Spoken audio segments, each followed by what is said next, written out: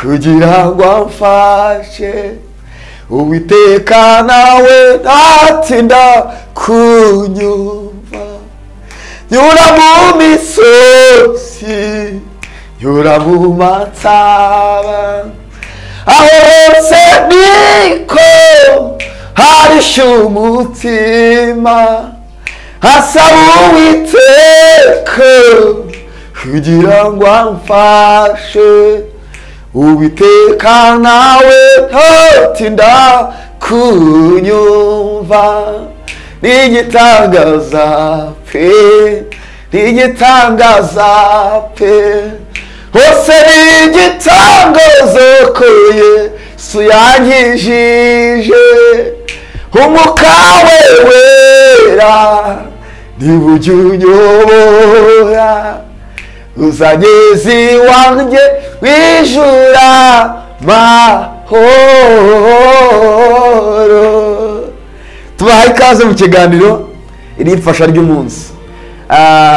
Uyu munsi turaganira ku ijambo ry'Imana riri mu gitabo cy'umuhanuzi Yeremiya ibice 18 umurongo wa mbere kugeza kwa 5. Turavuga ngo ijambo ry'Uwiteka ryaje kuri Yeremiya rivuye ku Uwiteka riti haguruka umanuke ujye mu nzu y'umubumbyi niho nzakumvikanishiriza amagambo yanjye. Nuko ndamanuka njya mu nzu y'umubumbyi ndebye mbona arakorera umurimo we ku ruziga. Nuko ikibindi yabumbaga mu ibumba gihombera mu ntoki z'umubumbyi maze aribumbisha ikindi kibindi kimeze nk'uko ashaka.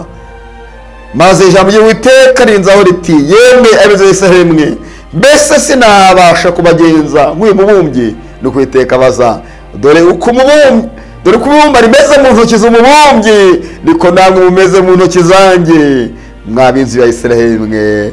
Amina amina amina. Ndashaka ko tuganira mu gice cya kabiri cy'ijambo rivuga ngo yatangije umurimo mwiza muri mwebwe cyangwa yatangije umurimo kuri wowe izawurangiza. Niryo jambo nshaka ko tuganira. Yatangije umurimo ku buzima bwawe, yatangije umurimo mwiza kuri wowe izawurangiza. Dusomye ijambo ry'Imana twitegereje umuhanuzi Yeremiya. Imana yaraje iramusanga mu iyerekwa. Biramwira ngo nuko ijambo ry'Uwiteka rimuzaho rivuye ku Uwiteka. Aramubwira ati haguruka tugende. Ngo nuko arahaguruka ngo aramujyana ahantu ku rugo rw'umubumbyi aho umuntu yabumbaga. Ngo avuga ati tegereza ibyo muntu ari gukora. Wagiye kubona buri mubumbyi arimo arafata ibumba. Ngo arangije ararikata ashyiramo amazi arangije ararikata. Ngo nukurangije mu ikibindi kibumbano cyiza. Ngo nuko gisa nkaho kirangije. Ngo nuko cya kibumbano gihombera mu ntoki z'umubumbyi. Ngo nuko umubumbyi arongera afata rya bumba yongeramo amazi arongera akora transformation itandukanye na yakoze. Ngo nuko abyazamo ikindi kibumbano gitandukanye n'icyo yashakaga.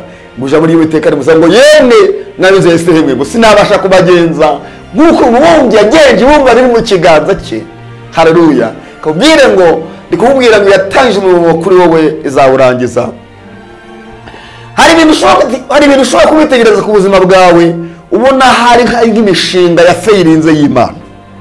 Hari umuntu abona ibintu batari ku bintu uko biri kose kera bigeze kubona Imana, haraho nageze mbona Imana, ariko harabyo ukabona yuko ibintu by'Imana bisa nkaho birangiye ukavuga uko biri kose Imana arandetse. Iyo umuntu agera mu buzima ukabona murafunze, ko ubuzima bwawe burifunze ukabona nta cyerekezo. Rimwe na rimwe n'ibyo ugerageje gukora bikanga. Icyo werekeje amaboko cyose kikanga. Icyo werekeje umutima cyose kikanga. Imana yo mu ijuru nishimwe cyane yuko nta kinanira.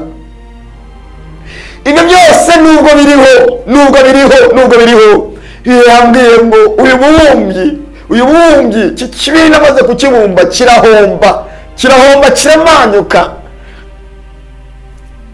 Kuko ariko kazi ke, kuko ari wo mwuga we. Haleluya. Ubundi hari umwuga w'Imana, hari imirimo y'Imana, hari n'imirimo y'abantu. Yatangije umurimo kuri wowe ni nyir'umwuga, niyo yawutangije niyo izabyikorera. Reka kwirwa rero gucika intege uko biri kose. Ubwo ikibindi cyahombeye mu ntoki z'umubumbyi ntabwo babiteye. Haleluya haleluya. mubumbyi ngo arangije afata ikibini rya bumba yongeramo amazi. Uyu nawe arimo arareba aritegeka jenga ndebe baje avuga ati ko ndebe uyu muntu amaze kubumba nkambona bihombye birangiye. Hakwa kundi abantu batekereza bati runaka aratabaho atari ko tubonye Imana imuteje abantu. Oya, ntabwo Imana izaguteza abantu. Niba ari Imana aguhamagaye, niba ari Imana yakubwiye, niba ari Imana mwavuganye, niba ari Imana ikuri imbere mu bushako rwawe, niba ari Imana ikuri imbere muri business yawe, niba ari Imana ikuri imbere ku kwiga kw'abana bawe, niba ari Imana ikuri imbere ku byerekezo y'amaboko, humura humura humura, umwami Imana izakugirira neza. Ngo nuko yongeramo amazi, arongera mu ikindi kibumbano cyiza. Haleluya. Umugambi w'Imana ni ukukugira neza birenze uko wayibonye. Uko abonye Imana igutabara, uko abonye Imana ikugirira neza, uko abonye Imana mbere, ntabwo yifuza kukwereka nk'uko wayibonye mbere. Oya, ntabwo Imana ishaka ko tuyimenyera. Uko wayibonye mbere yifuza kukwereka mu bundi buryo. Imana yerekana muri butandukanye kandi izagutabara mu buryo butandukanye. Haleluya. Uko yagutabara ejo hashize ntabwo ari kwizagutabara ejo hazaza. Mu yandi magambo, ibyiza akora mbere bizaruta ibyizakora nyuma, ibyigambire gukora imbere bizaruta cyane ibyo yakoze. Uko tuva mu bwiza tujya mu bundi. Nkubwire ngo twari ku ijambo rivuga ngo muri ifasha ry'umunsi ry'uyu munsi twaganiraga ku ijambo cyangwa se mu gice cya kabiri kivuga ngo yatangije umurimo izawurangiza. Nkubwire ngo yatangije umurimo mwiza ku buzima bwawe izawurangiza.